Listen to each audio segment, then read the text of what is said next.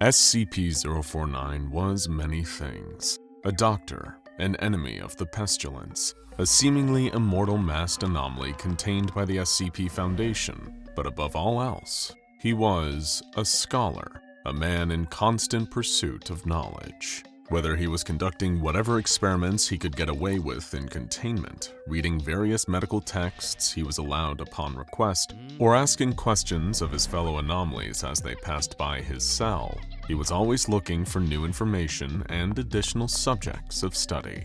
Sometimes they pertained to the Pestilence, but other times they were simply things that he engaged with for the pure joy of discovery and understanding.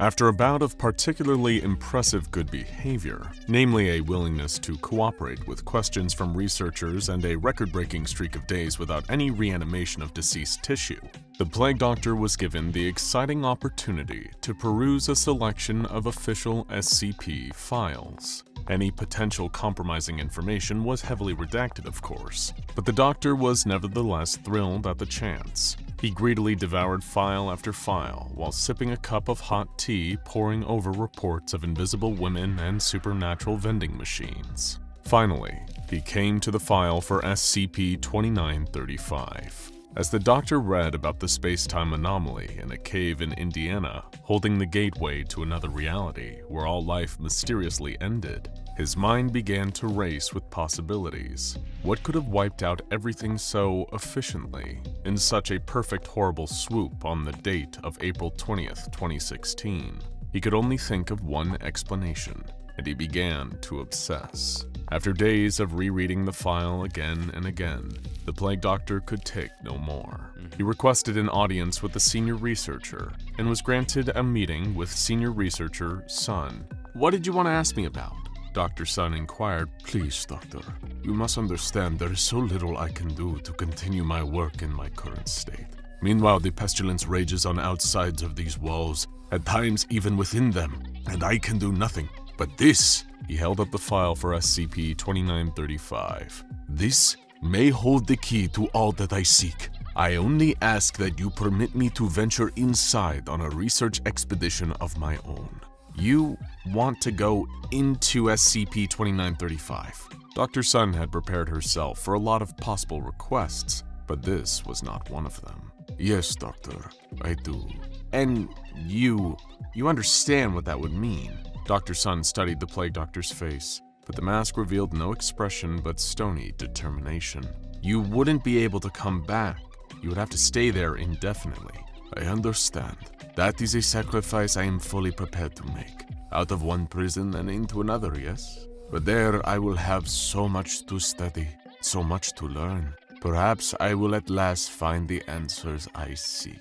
Dr. Sun nodded. "Let me speak to the higher-ups about this. I'll see what they have to say."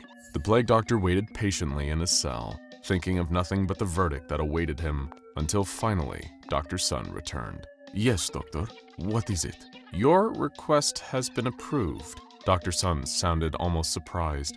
"We'll get you transported to Indiana tomorrow." "Then I suppose I must bid you adieu, Doctor." The Plague Doctor nodded solemnly. "Goodbye, Doctor." Dr. Sun gave him a nod in return, then turned and left SCP-049's cell for the last time. The next day, SCP-049 was moved to a secure transport vehicle and driven to a nondescript cemetery near Joppa, Indiana. There, operatives led him to the cave's entrance below, where it was sealed with concrete. They brought with them tools to dismantle the concrete seal and additional concrete to close the entrance back up once SCP-049 was inside. There would truly be no going back for the Plague Doctor once he embarked on this last great experiment. Once the way was cleared out, SCP-049 turned to face his escorts. "Gentlemen, I thank you for your service. I only hope that I may honor it by at last defeating the pestilence that threatens this world." Unsure of what to say in response, the officers could only give him a silent salute. In the moment before he stepped over the threshold, the Plague Doctor recalled a snippet of Shakespeare he had once heard at the theater many, many years ago. He repeated it. "Once more unto the breach, dear friends, once more." And he walked into the unknown. This strange new world was, at first, indistinguishable from the old one that the Doctor had left behind. It was just like the file had said. Everything was identical. just entirely absent of life. That was the first detail the plague doctor noticed, the dry vegetation poking up from the earth, brown leaves curling from petrified tree branches, pale grass parting the cracked dirt. The second detail to catch his attention was the silence, deafening silence. Back at the Foundation site, there was always noise, the clatter of footsteps down the hall, pens scratching on clipboards, alarms blaring, strange creatures wailing in the distance, D-classes screaming. But here, there was nothing, only the hollow whistle of the wind. In this moment, as he stood at the top of the hill staring out at a vast landscape of emptiness, the plague doctor felt doubt creeping in.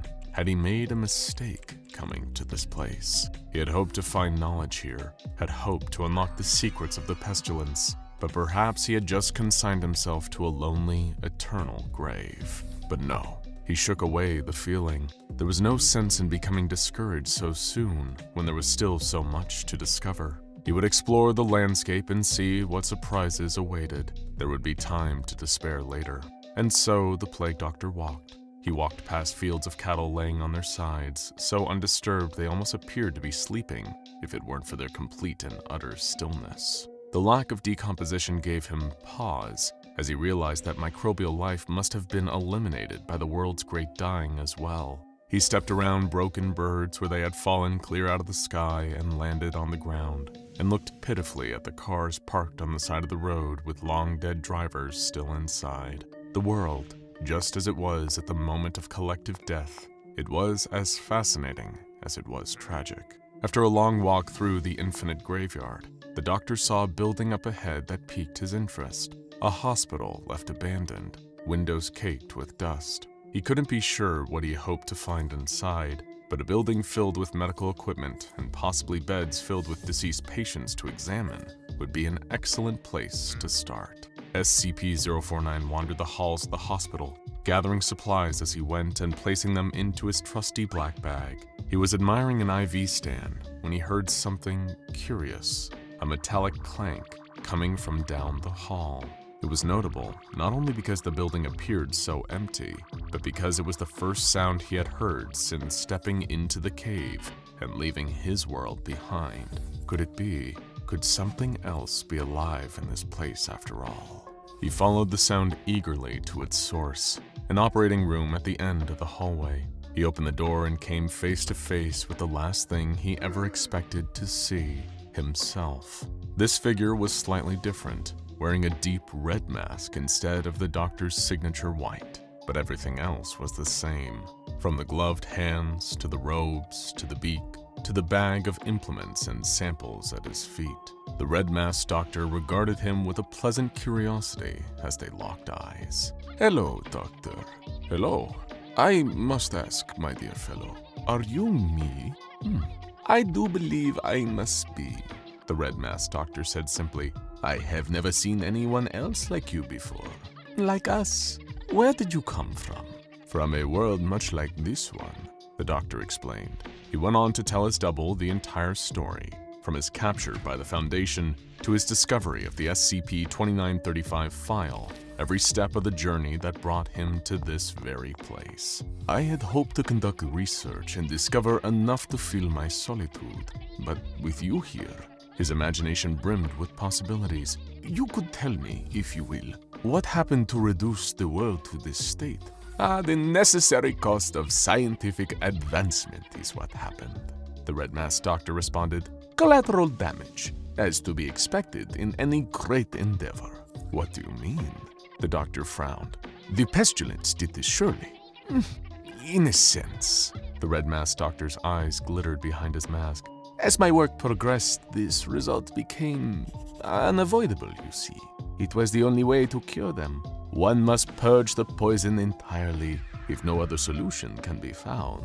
"Do you mean to tell me," the plague doctor struggled to find the words, "that you did this?" "Oh, do not look so shocked, new friend," the red-masked doctor scoffed. "If we are alike, then you certainly must have sacrificed a great deal to the pursuit of a cure. It is for the greater good, yes?" "Yes, I suppose I have, but not like this. Never like this." He shook his head. "What are we as doctors with no more patients to treat? Free, The red masked doctor smiled. No. The doctor could not believe what he was hearing. What of your world? His twin demanded. What became of the patients there? I left them behind in search of my cure here, the doctor retorted. The red masked figure paused thoughtfully. They are all still there? On the other side of this SCP-2935? Where did you say the entrance was, my friend? I neglected to mention it, and I never will. You will not go back through that gateway. The doctor backed away from the red-masked man in horror. This figure looked like him, but he was villainous, cold, and cruel. Oh, no matter. I will go to Site 19 and find the file myself. After all, I have all the time in the world.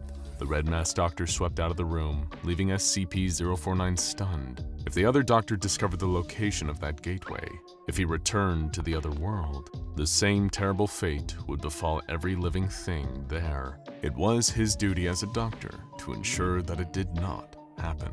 As fast as his legs could carry him, the doctor raced to Site 19.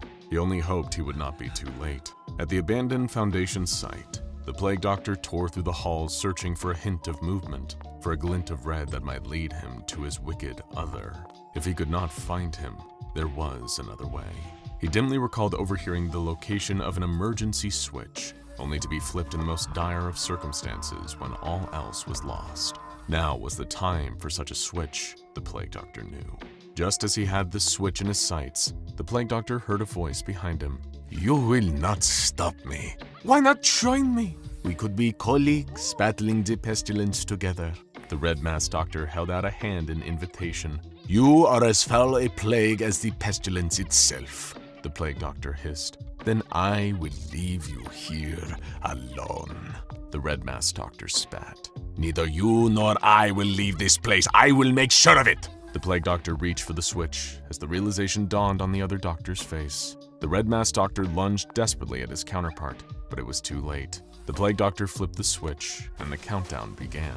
The on-site nuclear warhead was preparing to detonate. You fool! The red-masked doctor hissed. This will kill us both! It may, but on the other side of that great divide they shall live, the plague doctor replied. The pestilence will take them all!